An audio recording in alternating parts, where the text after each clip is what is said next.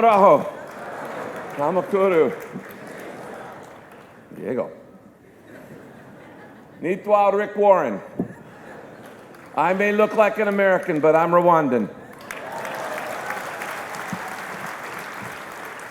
I may have white skin, but I'm black on the inside. Have I told you lately that I love you? Thank you for letting me be here today. It's an honor. I would like to ask that staff of mine who are here just to stand up. They've been to Rwanda over 250 times. These are the leaders. Let me just explain it. Saddleback Church has sent over 2,100 members to serve in Rwanda, and the people who organized all that are the people who stand up right now. So you guys stand up, and let's just say thank you to them. Thank you. Thank you. I just want to bring a quick greeting and tell you why I love Rwanda. Because I do. I love it with all of my heart. Now let me put this in perspective. I've had the unusual opportunity to travel all around the world. I have been in about 164 different countries. I know many of the world leaders of many of the nations around the world. So I've had a chance to compare the United States, Rwanda, and every other nation as I've traveled to all of these countries. I once did a world tour where I spent 46,000 miles in 45 days. Went all the way around the world, visiting different areas where our network was. And so when I speak to you about Rwanda, I don't speak as someone who doesn't have anything to compare it with. I have been in 164 nations, and I have sent over 26,000 Saddleback members to serve in 197 different nations. So when those people come back to me from those 197 different nations, and they give to me the reports of what that nation is like, the ones that I haven't been in, I'm able to compare. And I will tell you this. There is no nation on earth like the nation of Rwanda. There really isn't. There isn't. And I say that without fear of contradiction. And I will say this to those of you who are in the Rwandan diaspora. If you have not been back home in a few years, and if you have just been getting all your information about Rwanda from the newspapers, they're wrong. They are wrong. I tell you why.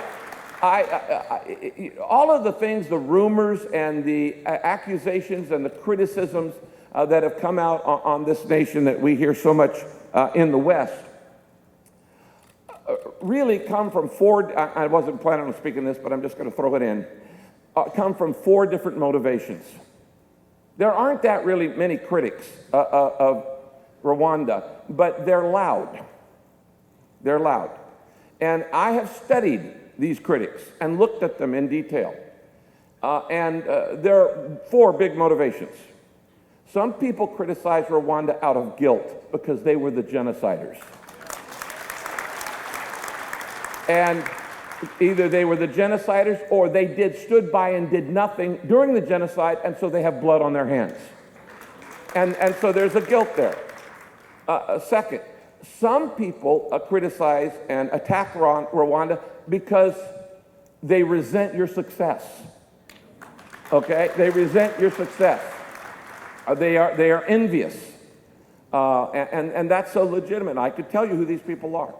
Then there are some people who criticize Rwanda because of shame, because they were caught in corruption and had to leave the country. And with a zero policy for corruption, then when you get kicked out of your position because of this zero tolerance, well, then you just get a personal vendetta. And there's a shame issue there. And then there are some critics or attackers who literally just resent the fact that you succeeded without their help. And they say, wait a minute. Your nation isn't supposed to be able to succeed without, for instance, the United Nations or whatever. I just thought I'd throw that in. So if you really want to know, if you haven't been back to Rwanda lately, well, I have and my teams have, and they are constantly there. And I've had, as I said, over 2,100 people serving there. They come back and they tell their pastors, observers. I've been in all of the provinces. I've been in many of the villages across the nation. And the picture that you often hear in the press and the picture that you actually see on the ground in Rwanda are two different Rwandas. You just need to understand that. Now, I want to tell you that I love this country. And I love this country I want to give you, I wrote down here just sitting there, 7 reasons why I love this country. Let me go back a little bit. In 2003, I got a letter from a man named President Paul Kagame. He said, I've read your book, The Purpose-Driven Life. I'm a man of purpose. I'd like to talk with you, and I invite you to come and visit our country and help us as we're building a brand new nation after the genocide. And I couldn't say no to that, and I came. I fell in love with the country. I fell in love with the churches. I fell in love with the people. I fell in love with President and Mrs. Kagame. And I thought, this is an uncommon leadership team, and they are worthy of anything I could do to help them. And so we started, as you know, the peace plan called PEACE, Promote Reconciliation. P is E, equip ethical leaders. A, assist the poor. C, care for the sick. And E, educate the next generation. It's a plan using churches, government, and business, 3 legs of the stool, to take on 5 giant global problems: poverty, disease, illiteracy, corruption, spiritual emptiness. You heard Andrew give the statistics. This country is succeeding beyond our wildest imagination. Only one other country, Singapore, has gone from a developing country to first world in 1 generation. I think Rwanda can beat that. I honestly do. And I believe in you, and I believe in the leaders. And so we were welcomed into your country. We began starting with the churches, because I'm a pastor. And as you know, we trained over 4,000 churches in a 3-year period on leadership principles and management principles and how to build a healthy community and a healthy organization. And we did 40 days of purpose nationwide and all of that. And you've heard all the statistics about the progress in health and health care, the progress in the economy, the progress in job creation, the progress in reduction of crime. And as it was Andrew pointed out, it's the safest nation in the world. And so this is indisputable. What began to happen is I began to get calls from presidents of other countries in Africa. To be specific, 8 different presidents of other nations have called me, said, when are you going to bring the peace plan to our country? And my answer was this: well, I can't, but I'll send the Rwandans. I said, I'm just one church. We can't go to every nation. But now, after 12 years of peace plan, we have leaders in the peace plan in Rwanda who now are actually going to other nations. In fact, to be specific, and you could talk to my staff about this, we've made contracts with 17 other African nations who have sent their leaders to Kigali. We didn't make a big deal about it. We didn't put it in the press. We are taking systematically all of the 56 nations of the African continent. We're bringing the top leaders to Kigali, and we're training them in the peace plan. And then Rwandans are making commitments to do training in those countries too. So you need to be proud of that, because not only are you being a model, but you're being unselfish to help other nations. And when God looks down and he sees those people don't just care about themselves, they care about other people too. God says, that's the group of people I want to bless. So I'm proud of you for that. So let me just quickly give you my little list of what I love about Rwanda. Because maybe you haven't been home in a while, and if you have, you need to go home at some point. Here's what I love. Number one, I love the resilience of the people. What is resilience? It's one of the most important qualities in life. Everybody has tough times. Some people have tougher times than others, but resilience is the ability to bounce back. What happened in Rwanda in the genocide could have permanently destroyed the nation. But there's something in the soul of Rwandans that is resilient, that says, no, we're not going to give up. We're going to be diligent. We're going to be determined. We're going to be decisive. We're going to be persistent. We're going to endure. We're going to let pain make us better, not bitter. And that's what's happened. And there has been a commitment to say, we're going to go forward. We're not just going to be stuck in the past, but we're going to move forward. And that resilience. As a pastor, I deal with people in pain every single day of my life. This last week, I dealt with a suicide attempt, a suicide, a murder, and a drug overdose, just with people that had friends or family that had to deal with it. I deal with it all the time. Pain will either cause you to run away and hide in a hole, or it will cause you to grow. The seeds of suffering are the seeds of greatness. Anytime you find a leader who is being greatly used, like your president, you need to know that behind every public success, there is always private pain. It's always true in any leader, business, government, church, or whatever. And so resilient people let pain motivate them. Not intimidate them, but motivate them to do more, to be more, to be all that God wants you to be. And I love that about the people of Rwanda, the resilience. Many of you know, and by the way, thank you for your prayers, that 3 years ago, my youngest son, who had struggled with mental illness his entire life, he was born struggling. He had a tender heart and a tortured mind. Wonderful young man, had been to Rwanda many times and loved your country like Kay and I and the rest of our family do. But after struggling with mental illness for an entire life, I'll never forget when one time when he was 17 years old, he came in and he said, "Dad, why can't I just die and go to heaven? It's obvious I'm not going to be healed, and I know where I'm going to go. Why can't I just die?" And I had to say, "Son, I hear your pain, but I have to believe that I have to hold on to hope." He made it 10 more years. He was the most courageous young man I've ever met. And when he died, I probably received maybe 35,000 letters of condolences around the world. It wasn't the letters from the kings and queens and presidents and rock stars that really meant the most to me. It was the letters from people whose Matthew's life had had an impact on them and said, "I have come to faith. I've come to know God because of your son." And I remember writing down in my journal that day, "In God's garden of grace, even broken trees bear fruit."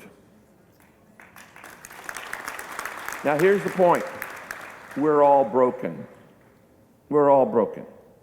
If God only used perfect people, nothing would get done. God uses you in spite of your brokenness, and that's called grace. And in that moment of weakness, he took his life. For the next 4 months, I didn't speak. I didn't manage. I didn't lead. I just pretty much stayed at home and spent 12 hours a day with God and my wife. But when I decided it was time for me to speak, the first place I went was Rwanda. And the first public speaking that I did was at Imanishimwe rally in Amahoro Stadium, because I knew that Rwandans, you would understand my pain. That is resilience. Second thing I love about Rwanda, I love the integrity of your leadership. Now, integrity comes from the word integer or integer. It means a unit of one. People think integrity means honesty. Yes, it does involve honesty, but it's much more than that. Integrity means that all of my life is the same, that what you see is what you get, that I don't act one way with this group and another way with this group and another way with this group, and I'm a hypocrite over here and I'm a phony over here and I play different roles. Doesn't mean you're perfect. If you had to be perfect to have integrity, nobody would have integrity. Integrity means that you are exactly what you appear to be, that I act the same with my grandchildren as I do with the Queen of England, that I'm the same everywhere. And people follow people with integrity. Now, when I talk about integrity, I'm not just talking about your president, Paul Kagame. He is an uncommon leader. But his wife is an uncommon leader. First Lady Jeanette is an uncommon leader.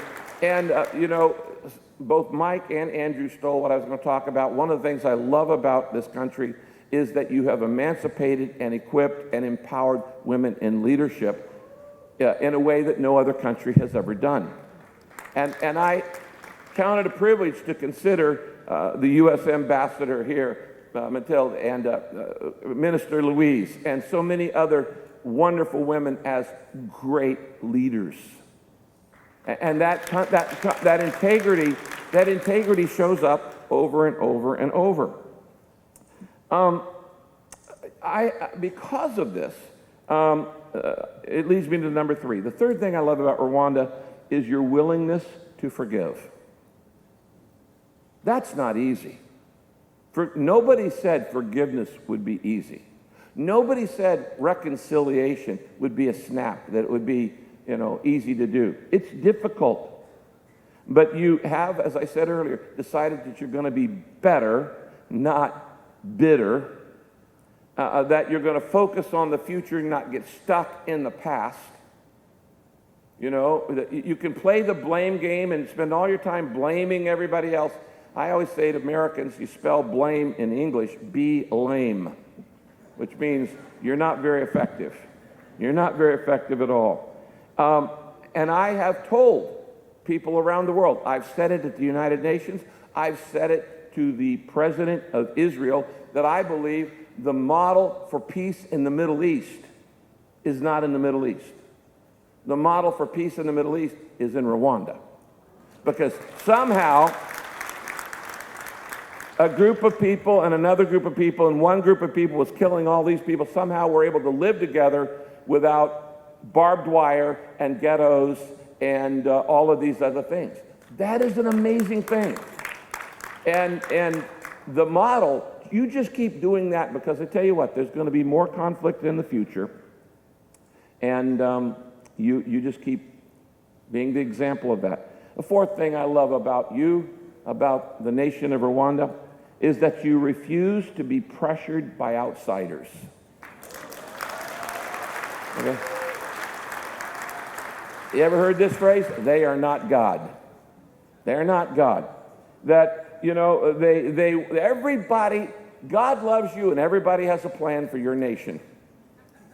But this is what Mike was trying to say earlier, is that don't let anybody from the outside pressure you, because you know what's best for you. And they don't even, they're making decisions oftentimes based on inaccurate information. It's not their country. And so I love that fact that you know what you want to do. And we were talking earlier about identity, that if you know who you are, you got identity and you got community and you got creativity, you've got the winning recipe for a successful family, a successful business, a successful church, a successful country. As I said, don't worry about what other people think. Let me just tell you this. You don't need the approval of any other nation or any other person to be happy. And you don't need the opinion or the approval of anybody else to be successful. You are as happy as you choose to be. Happiness is a choice. I've met people in those 164 nations I've been in who were in total despair and in abject poverty and were happier than people who had more, because they had chosen to be happy. Happiness is a choice. And so you don't, there are some people, you're trying to get their approval and you haven't got it. Some of you are still trying to get your parents' approval and they haven't given it to you. Or maybe they've even died and you're still trying to get their approval. If you haven't got it by now, you're not going to get it. That's the bad news. The good news is you don't need it to be happy. And you don't need it to be successful. You just say, you know what? What matters is not everybody else's approval, but God's approval. If God likes me and I like me, if you don't like me, what's your problem? Why should I care about that? So I love the fact that you have had that resilience and that resistance to that. And then I love the fact that you, who are the next generation of Rwandans are dreamers. And I love that about you. I love that about you because everything that happens in life starts as a dream. Nothing happens until somebody dreams it up. Paul Kagame and the other people in the RPF and other leaders and other citizens have got the dream. We can do this better. We're better than this. And if there's anything I believe God sent me here today to talk to you, is to say this to you: I dare you to dream great dreams for God, for yourself, for your country, for your family, for your business. Dream great dreams for God. Now, the cool thing about dreaming, it doesn't cost a penny. It doesn't cost you anything at all to be a dreamer. And so dream great dreams for God. Some of you need to dream the next great technological breakthrough. Some of you need to dream the next great business idea. Some of you need to dream the next great breakthrough in health, in care, in medicine, in whatever. Go for it. Go for it.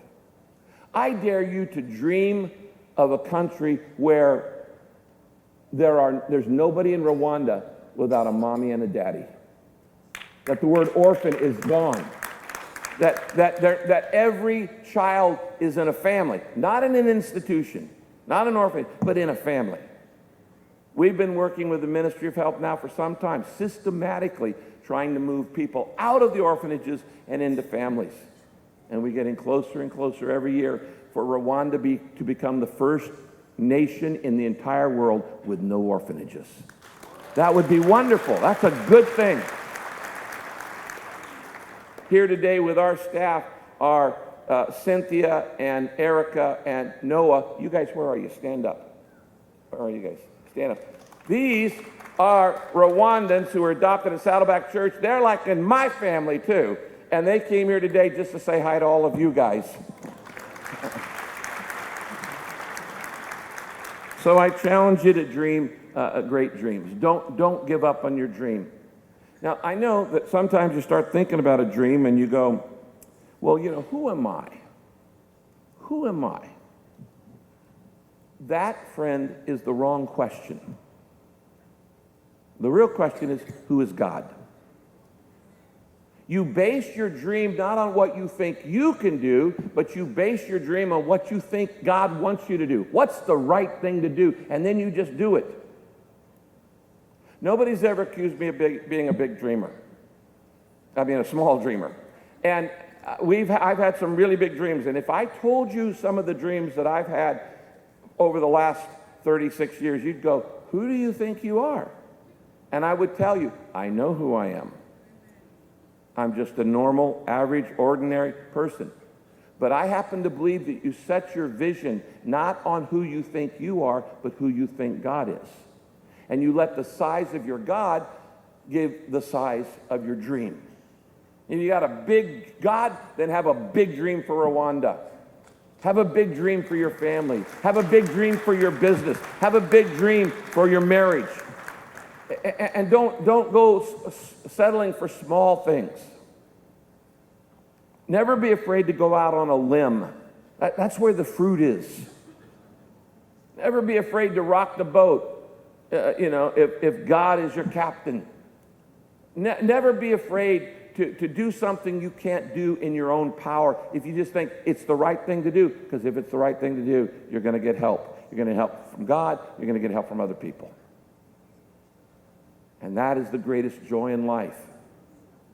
The greatest thrill in life is to be being used for a purpose greater than yourself, that draws you out of yourself, that makes you become more than you ever thought you could be. Let me say a word to those of you who are presidential scholars. Learn all you can. Develop all the skills you can. Make all of the connections you can. Build as many friendships as you can. And then go home to Rwanda and build great dreams. Build great dreams. And let your life and let your church and let your business and let your government and let everything, part of whatever's in your life, be a model for everybody else. God bless you.